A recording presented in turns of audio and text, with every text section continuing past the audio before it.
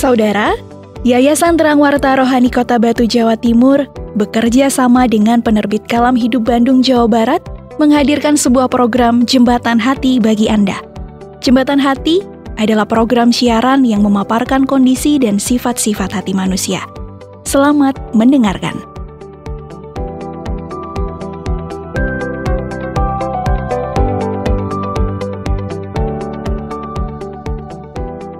Halo Pak Gede, selamat pagi.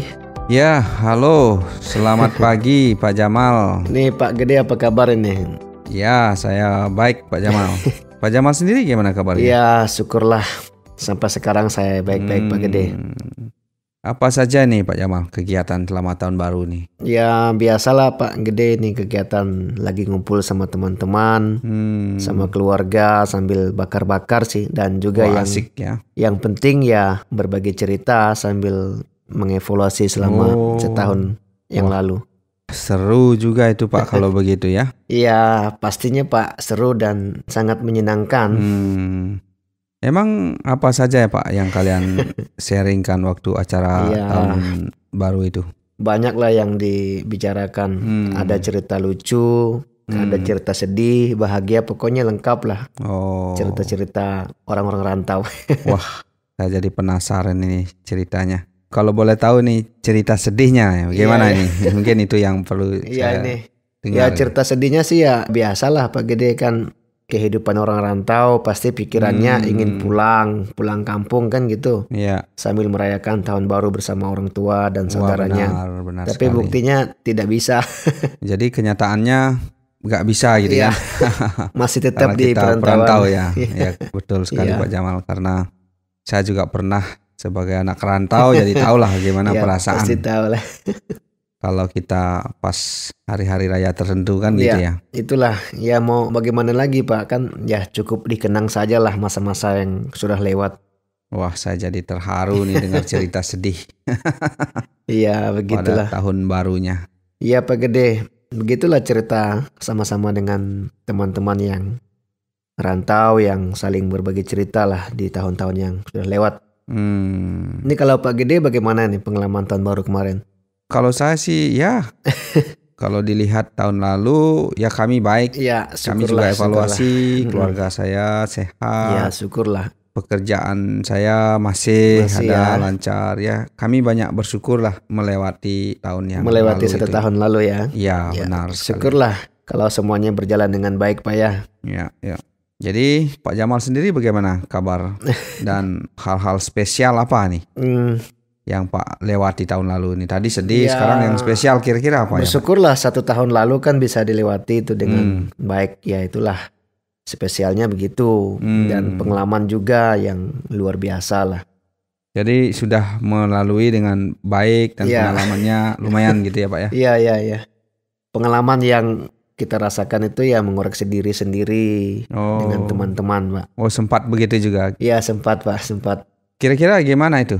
Mengoreksi diri yang Pak maksudkan apa yang dikoreksi? Ya banyak. Ya salah satunya sih banyak menunda-nunda. Tidak konsisten dengan jadwal yang sudah ditetapkan. Gitu. Yaitu melalaikan semuanya gitu. Berarti apa yang Pak tunda-tunda ini? Kayaknya banyak. Ya itulah. Tahun lalu. Banyak yang saya tunda, kelalaian. Ya saya masa bodoh dengan kerjaan. Tidak fokus dengan sesuatu pekerjaan lah. Gitu. Kira-kira contohnya ini apa nih? Saya agak masih kabur nih. Yang Pak lalai dalam hal apa contohnya? Contohnya sih sebenarnya sih hal kecil. Ya mungkin karena disepelekan ya. Tetapi dampaknya banyak kerugian yang saya alami. Karena suka menunda-nunda dan saya menganggap semuanya gampang kan gitu. Sehingga meremehkan pekerjaan. Akhirnya tidak selesai semua pekerjaannya. Salah satunya nih pekerjaan apa nih yang Pak tunda nih? Ya hal sepele ya seperti menyiram tanaman. Ya saya rasakan pagi-pagi harus disiram. Tetapi buktinya saya berpikir nanti sajalah karena kan matahari belum cerah kan gitu. Ya, terus? Nah taunya matahari sudah cerah, bunga tanaman belum sempat disiram, akhirnya semuanya layu dan bahkan ada yang mati. Waduh. Jadi setelah tanaman layu, ya Pak nggak siram gitu? Ya tidak Pak, karena kalau siram di siang-siang bolong begitu ya nggak boleh, nanti malahan benar-benar. Malahan tanamannya malah mati Pak. Gitu. Ya itu benar sekali. Ternyata hanya lalai beberapa menit lah hitungan beberapa menit saja Pak. Itu dampak kerugiannya tanamannya mati kan gitu. Ada yang layu kan. Benar gitu. Pak Gede, makanya akibatnya ya begitulah kalau melalaikan pekerjaan yang kita anggap kecil kan gitu. Padahal dampaknya besar. Dengan begitu kita bisa belajar sebenarnya sih pengalaman Pak Jamal itu. Iya. Agar kita jangan lalai. Walaupun itu tanggung jawab yang kecil kan. Ya memang harus sih Pak. Karena ada dampak yang besar juga ke depannya. Ya benar juga sih Pak. Kadang-kala kan kita ini meremehkan hal kecil kan gitu. Justru hal kecil itu sangat penting. Benar. Iya. Jadi kita harusnya sih sekarang sadar. Memang harus fokus. Memang. Jangan menganggap remeh kan gitu ya, hal-hal kecil. Ya saya setuju itu. Apalagi menunda-nunda gitu ya. Nah, itu kebiasaan. Saya juga pernah begitu. Nah itulah. Makanya pengalaman saya waktu di kampung juga. Karena saya lalai, saya disuruh masak ini. Kan pesan orang tua, perhatikan apinya jangan terlalu besar. Nanti nasinya gosong gitu. Akhirnya? Ya akhirnya karena saya kesenangan kan main apinya. Saya tambahlah kayu bakarnya supaya apinya semakin besar. Tambah besar dong berarti. Nasinya gosong gitu Pak. Aduh ya. Saya tidak mendengarkan nasinya. Mendengar nasihat orang tua. Jadi nasinya rugi, kasihan juga ya. Iya. Ya bukan masalah kasihan nasinya sih Pak. Yang kasihannya ya orang tua saya tidak bisa makan saat siang itu. Makan, yaitu lalu karena nasinya rugi gosong. beras. Nah itulah. Makanya banyak rugi. Menimbulkan kerugian juga. Ya itulah dampak jika kita menunda pekerjaan ya Pak ya. Benar Bahkan Pak, benar sekali. Membuat kerugian di sana sini. Nah itulah. Karena lalai kan gitu. Karena saya tidak dengar-dengaran apa kata orang tua. Ya jadi semuanya berantakan. Ya karena lalai saya dimarahi lah sama orang tua. Itu akibat dari kelalaian kan gitu. Benar sekali. Sebenarnya kalau Pak taat sama orang tua pasti aman-aman saja ya. Waktu itu ya. Nasinya nggak sampai rusak gitu ya kan Pak ya. Tapi justru sebaliknya, lalai dampaknya ruginya sangat orang besar. Tuanya nggak makan kan gitu. Berasnya terbuang, kayu api juga kan. Kayu api terbuang, benar sekali Pak. Kadang-kadang kita memikirkan hal-hal besar kan gitu. Tapi lupa bahwa hal-hal yang kecil saja bisa merusak yang besar kan gitu. Itu benar. Karena benar, tidak Pak. setia dengan hal yang kecil. Iya benar sekali. Nah ini kadang-kadang kita juga sering bebal Pak. Padahal sering ada pengalaman-pengalaman seperti itu kan. Masih saja tidak diingatkan. Malah diulangi lagi. Makanya kayak orang bebal rasanya. Nah itu kenyataan Pak. Kita manusia itu selalu saja ada mengulangi kesalahan-kesalahan yang sama. Bahkan cenderung menutupi juga itu sudah kesalahan sendiri itu supaya orang nggak tahu gitu kan. Tidak tahu kan gitu. Benar Pak, saya setuju. Kadang kita menuntut untuk membuat sesuatu yang besar kan gitu, yang wow gitu supaya kelihatan. Tapi pada sebenarnya terjadi kelalaian yang kita tutupi. Nah itu dia. Seperti mencari pembenaran saja rasanya. Ya benar sekali. Ya Pak Gede ya. Ya bisa begitu Pak. Intinya kalau lalai, seharusnya kita lebih baik sadar. Sadar ya benar. Jangan memperbaiki diri di mana letak kesalahan, sehingga kita membangun prinsip yang kuat di dalam diri supaya kita menghadapi segala sesuatunya itu bukan dengan kelalaian, menyembunyikan kesalahan. Menyembunyikan kesalahan ya. Iya benar banget Pak Gede. Harusnya membangun prinsip itu yang kuat, tegas. Jika kita lalai, kita akui saja. Nah itu dia. Kan dengan demikian mudah untuk memperbaiki kita dan kita mudah berkembang. Jadi harusnya dengan mengakui kelalaian, kesalahan kita bisa memperbaiki diri, memperbaiki hubungan. Iya benar. Kita mudah mengembangkan diri ke depannya juga. Kan gitu. Iya biasanya sih kan orang yang tidak mau dikasih tahu ya cenderung masa bodoh dengan hal-hal sedemikian. Kasus-kasus seperti itu sering terjadi. Tapi melalui peristiwa demikian kita juga bisa belajar bahwa menunda-nunda tanggung jawab yang kecil dampaknya besar. Nah contoh saja lah Pak ini. Pak katakan memasak. Nah pengalaman lalu, ini. Pengalaman Pak memasak tadi itu.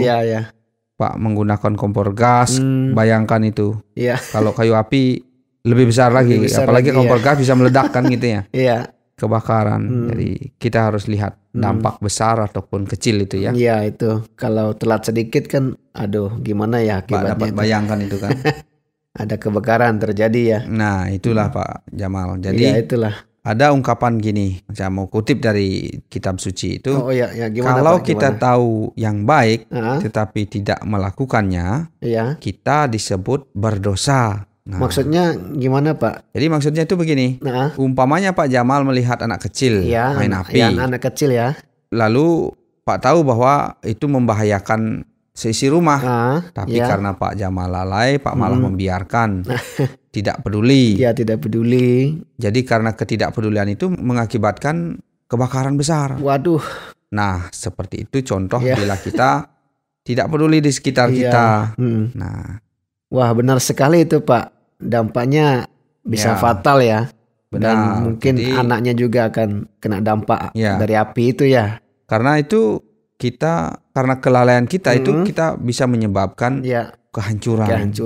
Aduh. Maka dari itu harusnya kita tidak melalaikan hal-hal yang sepele, yang kecil, bahkan menegur seperti anak kecil itu. Anak kecil tadi ya. Kalau dia membawa api, ada risiko, kita bisa nasihati kan gitu. Karena mereka kan belum tahu ya. Anak kecil kan. Nah itulah memang harus sih saling mengingatkan Pak ya. Iya, kita harus mengingatkan. Sama halnya kalau ada teman yang salah atau lalai, kita juga perlu mengingatkan. Jangan membiarkan. Nah itu perlu tuh Pak, karena sudah belajar dari pengalaman. Ya sekarang saya paham apa yang Pak Gede katakan tadi. Kita tahu tapi tidak memberitahukan, itu dikatakan dosa Pak ya. Benar. Ya kenapa terjadi kelalaian? Karena kita membiarkan semuanya. Jadi setidaknya kita mengingatkan orang tersebut kalau ada yang membahayakan. Iya, harus cepat-cepat supaya hati-hati. Iya, benar itu. Saya sekarang agak mengerti sedikit apa yang Pak Gede sampaikan. Kuncinya yaitu saling mengingatkan Pak ya, supaya tidak lalai, supaya tidak jatuh dalam dosa gitu ya. Itu semakin cerdas sekarang nih Pak Jamal, semakin mengerti akan hal itu. Tidak juga Pak. Saya kan belajar dari Pak Gede juga saya ini. Iya. Kita sih sebenarnya sama-sama ya, sama-sama mengenang tahun baru, lalu kita menyongsong tahun yang baru ke depan. Ya, dengan pengalaman yang sudah ada gitu ya. Oke Pak, kita akan lanjutkan lain kali ini. Saya ada keperluan lain. Oke lah Pak. Ya, terima nanti kasih kita untuk ketemu lagi ya di sini. Ya, selamat mari.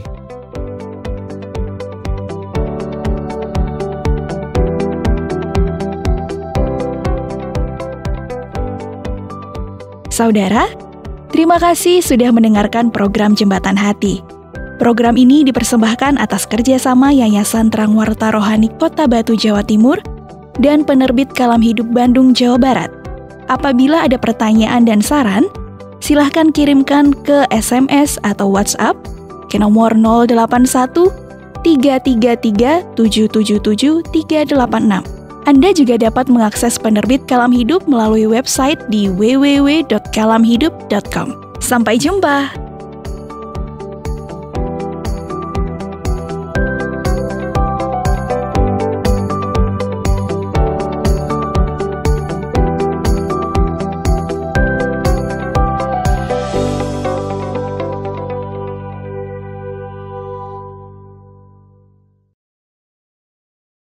Terima kasih Anda sudah mengikuti program kami. Jika Anda diberkati, jangan lupa like, komen, dan share supaya Anda tidak ketinggalan setiap program terbaru kami.